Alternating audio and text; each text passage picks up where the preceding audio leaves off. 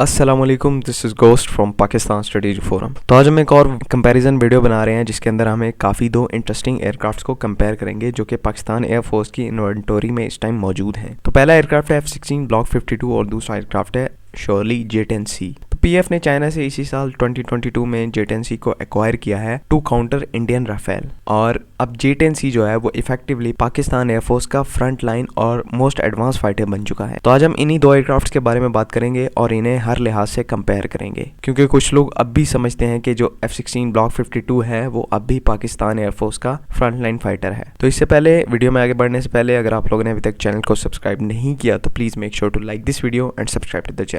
तो सबसे पहले हम जनरल कैरेक्टरिस्टिक्स की बात करें तो जनरल कैरेक्टरिस्टिक्स के अंदर 4 पॉइंट्स आते हैं जिनमें लेंथ, हाइट, विंग स्पैन और विंग एरिया आता है। तो सबसे पहले जो F-16 ब्लॉक 52 की लेंथ है वो 15.06 मीटर्स है और वही J-10C की जो लेंथ है वो 16.9 मीटर है, जो कि स्लाइटली ज़्यादा है। हाइट की बात करें तो हाइट F-16 ब्लॉक 52 की 4.9 मीटर्स है और वही J-10C की हाइट 5.7 मीटर्स है। आगे विंग स्पैन की बात करें तो वही विंग स्पैन जो F-16 ब्लॉक 52 का 9.96 मीटर्स है वही J-10C का 9.8 मीटर्स है। लास्ट पॉइंट की बात करें तो वो विंग एरिया है, और विंग एरिया जो F-16 ब्लॉक 52 का है वो 28 मीटर स्क्वायर है और वही J-10C का बेटर है 37 मीटर स्क्वायर के साथ। तो अब हम बात करेंगे फ्यूल और पेलोड की। तो एम्प्टी वेट जो F-16 ब्लॉक 52 का है वो 8573 किलोग्राम्स है और J-10C का जो एम्प्टी वेट है वो 9750 केजीज है। और मैक्स टेक ऑफ वेट की बात करें तो F-16 ब्लॉक 52 का जो मैक्स टेक ऑफ वेट है वो 19187 किलोग्राम्स है और J-10C का जो मैक्स टेक ऑफ वेट है वो 21000 किलोग्राम्स है, जो कि काफ़ी ज़्यादा बेटर है। इंटरनल फ्यूल की बात करें तो इंटरनल फ्यूल में F-16 ब्लॉक 52 4100 लीटर्स या 3200 किलोग्राम्स का जो फ्यूल है वो कैरी कर सकता है, और वही J-10C जो है वो अपने इंटरनल फ्यूल में 4950 लीटर्स का फ्यूल कैरी कर सकता है। एक्सटर्नल फ्यूल की बात करें तो total F-16 block 52 1500 litres fuel carry कर सकता है, जिसमें CFTs और 3 ड्रॉप टैंक्स इंक्लूड हैं, और वही J-10C एक्सटर्नल फ्यूल 4000 लीटर्स का कैरी कर सकता है, जिसके अंदर 3 एक्सटर्नल ड्रॉप टैंक्स शामिल हैं। तो अब बात करते हैं one of the most important factors performance की, और परफॉर्मेंस एक ऐसी चीज़ है जो डायरेक्टली प्रोपोर्शनल होती है एयरक्राफ्ट के सर्वाइवल से। परफॉर्मेंस के अंदर सबसे पहले मैक्स स्पीड की बात करें तो F-16 ब्लॉक 52 की जो मैक्स स्पीड है वो मार्क 2.05 है और वही J-10C की मार्क 2.1 है, जो स्लाइटली बेटर है। कॉम्बैट रेंज में F-16 ब्लॉक 52 जो है वो 860 किलोमीटर्स की रेंज देता है और वही J-10C 1240 किलोमीटर्स की रेंज देता है। फेरी रेंज की बात करें तो फेरी रेंज में J-10C जो है वो लीड कर रहा है 4600 किलोमीटर्स के साथ, और उससे स्लाइटली पीछे है F-16 ब्लॉक 52 जिसकी 4200 किलोमीटर्स है। लास्ट पे सर्विस सीलिंग की बात करें तो F-16 ब्लॉक 52 की जो सर्विस सीलिंग है वो 58,000 फीट्स की है और वही J-10CP की जो है वो 59,000 फीट की है। उसके बाद परफॉर्मेंस में ही हम एडिशनल चीज़ों को डिस्कस करेंगे, जिसमें G limits, wing loading, thrust to weight ratio और रेट ऑफ क्लाइंब आता है। तो जी लिमिट की बात करें तो F-16 ब्लॉक 52 जो है वो 9 Gs को पुल कर सकता है और वही J-10C जो है वो 9/-3 Gs को पुल कर सकता है। विंग लोडिंग की बात करें तो F-16 ब्लॉक 52 की जो विंग लोडिंग है वो 431 किलोग्राम्स मीटर स्क्वायर है और वही J-10C की जो है वो 381 किलोग्राम्स मीटर स्क्वायर है। थ्रस्ट टू वेट रेशियो की बात करें तो F-16 ब्लॉक 52 की जो थ्रस्ट टू वेट रेशियो है वो 1.095 है और वही J-10C की जो है वो 1.04 है। रेट ऑफ क्लाइंब की बात करें तो रेट ऑफ क्लाइंब भी one of the most important factor होता है। F-16 ब्लॉक 52 का जो रेट ऑफ क्लाइंब है वो 254 मीटर पर सेकंड है और वही J-10C का जो है वो रेट ऑफ क्लाइंब 300 मीटर पर सेकंड है। परफॉर्मेंस के अंदर एक और काफ़ी ज़्यादा इंपॉर्टेंट फैक्टर आता है जिसे हम इंस्टेंटेनियस टर्न रेट कहते हैं। तो J-10C का जो इंस्टेंटेनियस टर्न रेट है वो F-16 से काफ़ी ज़्यादा है because of its delta wing design, और इंस्टेंटेनियस टर्न रेट जो है वो डॉग फाइट में काफ़ी ज़्यादा अहम होता है बिकॉज जितना ज़्यादा इंस्टेंटेनियस टर्न रेट होगा उतनी ही जल्दी जो आप अपने एयरक्राफ्ट की नोज़ है वो दूसरे एयरक्राफ्ट के ऊपर कर सकेंगे, जिससे जो आपके सर्वाइवल के चांसेस हैं वो काफ़ी ज़्यादा बेटर हो जाएंगे। Last but not the least हम इसके पावर प्लांट को डिस्कस करेंगे। तो F-16 ब्लॉक 52 का जो पावर प्लांट है वो प्रैट एंड विटनी का F100 है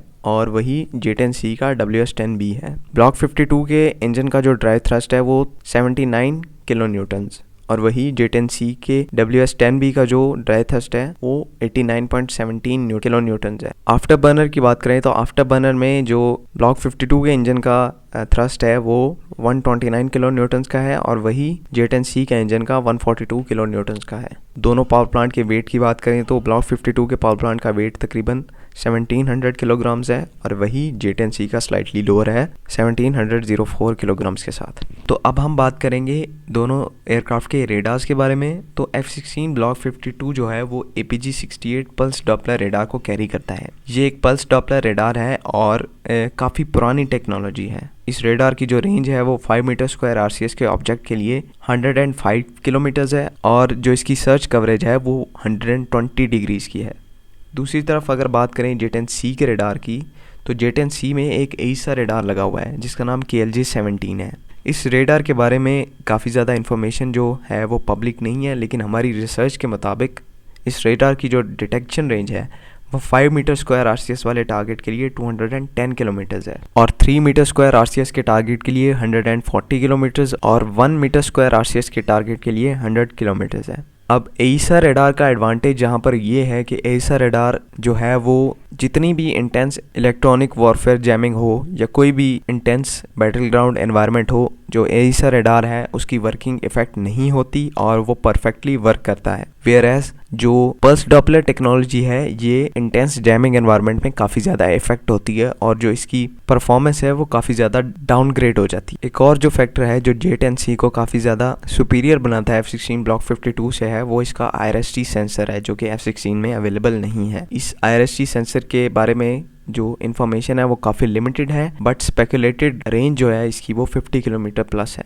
दोनों एयरक्राफ्ट्स के अंदर तकरीबन 11 हार्ड पॉइंट्स दिए हुए हैं जिनमें मुख्तलिफ आर्मामेंट जो है वो उनको लगाया जा सकता है। F-16 के आर्मामेंट को डिस्कस करें तो इसमें जो short range air to air missile के तौर पर AIM-9L को यूज़ किया जाता है पाकिस्तान एयरफोर्स में, जो कि तकरीबन 90s की मिसाइल है और साइड वाइंडर का काफ़ी अर्ली वेरिएंट है। इसकी जो रेंज है वो तकरीबन 30 किलोमीटर्स है और जो F-16 ब्लॉक 52 के साथ BVR मिसाइल के तौर पर PF कैरी करती है वो है AIM-120C5 AMRAAM, जिसकी जो रेंज है वो तकरीबन 105 किलोमीटर्स है। ये भी AMRAAM का जो है वो एक अर्ली वेरिएंट है और इतना ज़्यादा एडवांस नहीं है as compare to latest variants जो अब इंट्रोड्यूस करवाए जा चुके हैं। तो अगर बात करें हम J10C के आर्मामेंट्स की तो इसमें जो वैरायटी है वो काफ़ी ज़्यादा है बिकॉज ऑफ के चाइना की जो एयर टू एयर वेपनरी है वो US एयरफोर्स से भी ज़्यादा है। तो J10C में जो मोस्ट नोटेबल मिसाइल्स हैं उसमें PL-10E high of bore site missile आती है जो कि एक शॉर्ट रेंज मिसाइल है और हॉब्स केपेबल है, यानी कि हाई ऑफ बोर एंगल्स के जो किल शॉट्स हैं उनको भी ये ले सकती है। ये एक नेक्स्ट जनरेशन की चाइनीज़ मिसाइल है और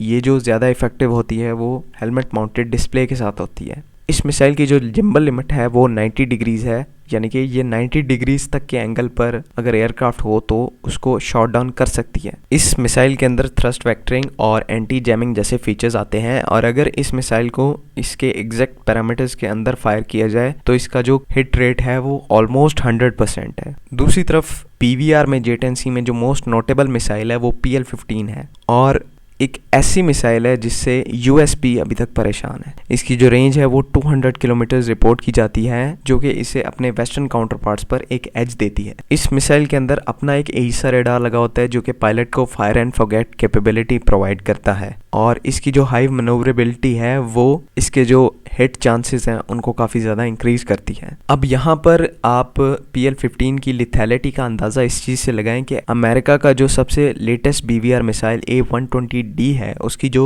रेंज है वो इससे भी थोड़ी है 160 किलोमीटर्स। तो इसी चीज़ का अंदाज़ा करते हुए US ने जल्दी जो न्यू प्रोजेक्ट्स हैं एयर टू एयर मिसाइल्स के उनको लॉन्च कर दिया जिसके अंदर AIM-260 JTAM जैसी मिसाइल्स शामिल हैं जो कि इस चीज़ को फर्दर स्ट्रॉन्ग करती हैं कि जो PL-15 है वो कितना बड़ा थ्रेट है किसी भी मॉडर्न डे फाइटर के लिए। बाकी एयर टू ग्राउंड और एंटी शिप रोल्स में भी J10C ज़्यादा आर्मामेंट कैरी कर सकता है और J10C का एक और बड़ा फ़ायदा जो पाकिस्तान को है कि वो इसके अंदर कोई भी वेपन इंटीग्रेट कर सकता है, जबकि अमेरिकन F-16 के साथ ऐसा बिल्कुल भी पॉसिबल नहीं है, उसके लिए काफ़ी लंबा प्रोसेस चाहिए। बाकी last but not the least EW suit के बारे में भी J10C इस मामले में काफ़ी ज़्यादा आगे है और इंटरनल EW सूट के साथ इसका जो EW सूट है वो काफ़ी ज़्यादा एडवांस माना जाता है। और merged with dedicated Chinese jamming pods, ये काफ़ी लीथल कैपेबिलिटी प्रोवाइड करता है J10C को। तो आई होप हमने जितने भी पॉइंट्स इस वीडियो में डिस्कस किए वो सारे आपको पसंद आए होंगे, और इससे जो आपकी मुश्किल है कि आपको कौन सा एयरक्राफ्ट चूज़ करना चाहिए या आपको कौन सा एयरक्राफ्ट जो है वो ज़्यादा सुपीरियर लगता है, वो मसला हल हो जाना चाहिए। बाकी हम इस चीज़ का फ़ैसला कमेंट बॉक्स में छोड़ते हैं कि इनमें से ज़्यादा सुपीरियर जो एयरक्राफ्ट है वो कौन सा है। हमारे तौर पर इसमें ऑब्वियसली जो J10C है वो एक काफ़ी बेटर और सुपीरियर एयरक्राफ्ट है as compare to any aircraft in Pakistani inventory, और इसी की वजह से PF ने काफ़ी ज़्यादा लंबे अरसे की टेस्ट और एवेल्यूएशंस के बाद इसे फाइनली परचेज़ करने का डिसीजन लिया था। आई होप यहाँ पे बातें सारी पूरी होंगी। इसी के साथ हमें इजाज़त दें। अगर आप लोगों ने अभी तक चैनल को सब्सक्राइब नहीं किया तो please make sure to like this video and subscribe to the channel, and don't forget to leave your valuable comments and suggestions in the comment box. तो अभी तक के लिए इजाज़त दें। Signing out for now. Pakistan जिंदाबाद।